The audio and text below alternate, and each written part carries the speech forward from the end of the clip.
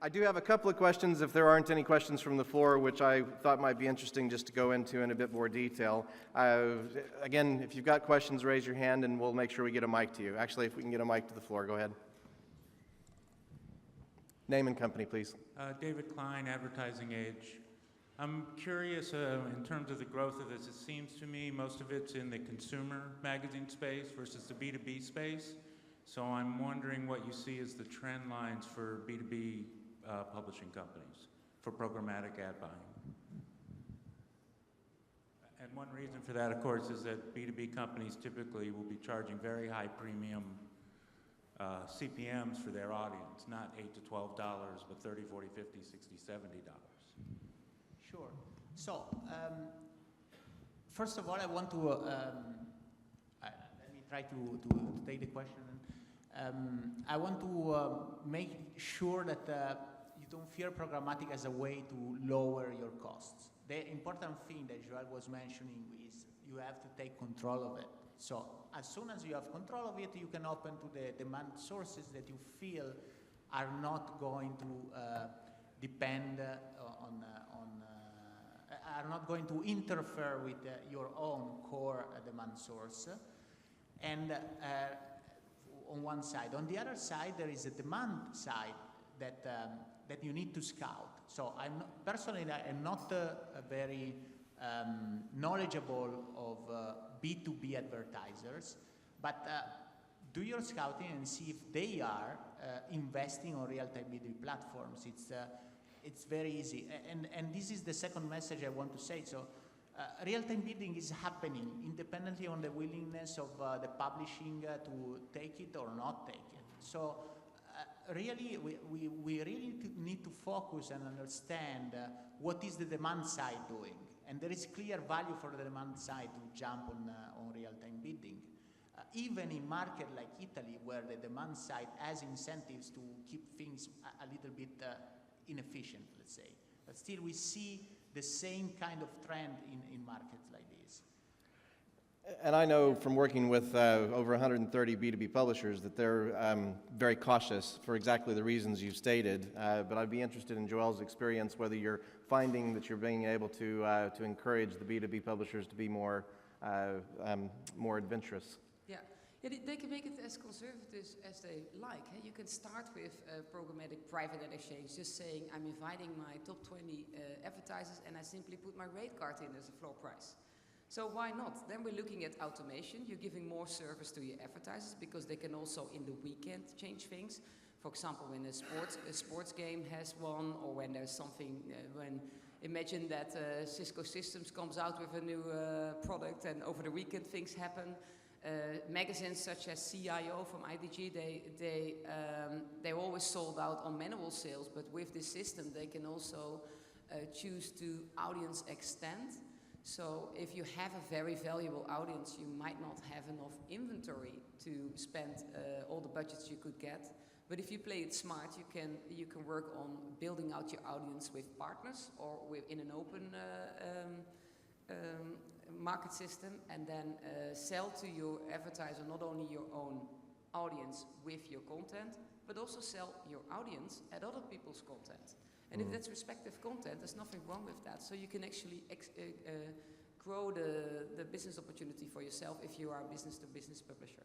Does that answer the question? Which I think is a fantastic angle. I would say, though, that it hasn't really gotten to the point where the data is sufficiently valued for people to be able to efficiently commercialize that in terms of the actual value of the data of audience of kind of specialist publishers.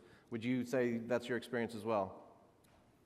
Yeah, for third-party data, that's especially in the US big, so people trade each other's data on exchanges. We have not seen that working tremendously yet, but data that's from the advertisers or from the publishers, that does work, and it is happening today. Right. Yeah, there is a concrete example, just to challenge a little bit what you said.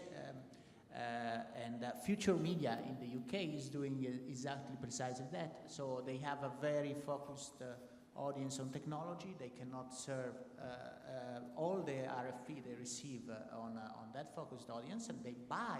So the element that Joelle was mentioning is that they know their audience, and so they can buy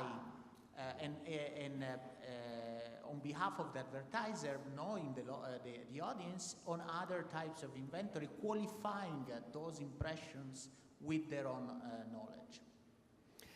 And a question for either one of you, where do networks fall in this value chain? Are they falling out, or are they still going to be somewhere within the value chain? So we play it safe, so they are still in the value chain, and so we have a product to keep them in the value chain. I have to say, though, that networks, the most innovative networks, are embracing programmatic yeah, of course. trading. So they are really understanding what is the... so networks are, by origin, aggregators of demand, packagers of offer, of supply side. What programmatic does is that it allows you to do it more at scale. So I would suggest that networks have the same problem as publishers and need to tackle the same issues. In the sense that they need to have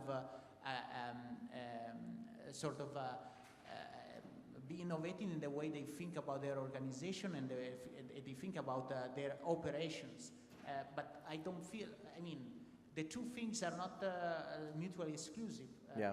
It's a matter of reshaping the business model, knowing that now there are tools that enable you to do it more efficiently at scale. Well, and I'm seeing publishers actually put networks into their private exchanges. Yeah. And basically, we're hopeful that that will end up being more commercially beneficial to the network, because those of the networks that are specialized and working in the premium space hopefully will have larger opportunities to send more revenue and inventory through. Yeah. No, networks definitely everywhere. We move them into the private ad exchange. Why? If you look at, take an example, take Microsoft. They had quite a good amount of budgets over the last years, and they were not participating back then, so in 2012, in buying programmatically. So you had to add them as a network, otherwise you lose the budget. But the more demand you put together in one system, the more the prices go up, the more you can set healthy floor prices. And you should actually combine probably also your own direct performance campaigns into that, because everything that is not your top-end rate card, it should compete. Because otherwise you're sliding down on pricing, and that's not what you want. And we see actually the prices going up in programmatic quite fast. And the networks, there is no future for sales houses or networks if you don't have added value, and that was not the case 3 years ago. Everybody could grow a network. Right. But now those that have a really good either niche positioning, like I'm just on healthcare, or really good technology, they struggle more. Yeah. Okay. Well, we're going to end it there. Lunch is, actually, we've got one last question in the back, and then we'll go to lunch. If I can get a microphone to the question in the back. We'll do a quick reply, because I'm sure people are hungry. Alexander Karlmann, Schickler. The example you showed with Sanoma led me now to the question, is there a minimum size for a publisher to get a significant ROI on that by participating in this kind of private ad exchanges? Because a lot of publishers are really medium-sized, so they don't get this size that Sanoma is getting on that. Yeah, I think if you're not, there's no minimum size to participate in open exchanges, but if you want to do a full separate setup, you also have to look in the amount of time that you're going to spend yourself into it, and is that worth the investment, or are you just going to participate in one of the collectives or in one of the existing initiatives out there? But yeah, I second what she was saying, and I'm not a very fan of collectives, honestly, because it's very difficult for them, at least for the examples that I see, to really agree on a business model, a joint business model with people that 2 days before were actually competing on the same dollar. So it's very difficult to implement.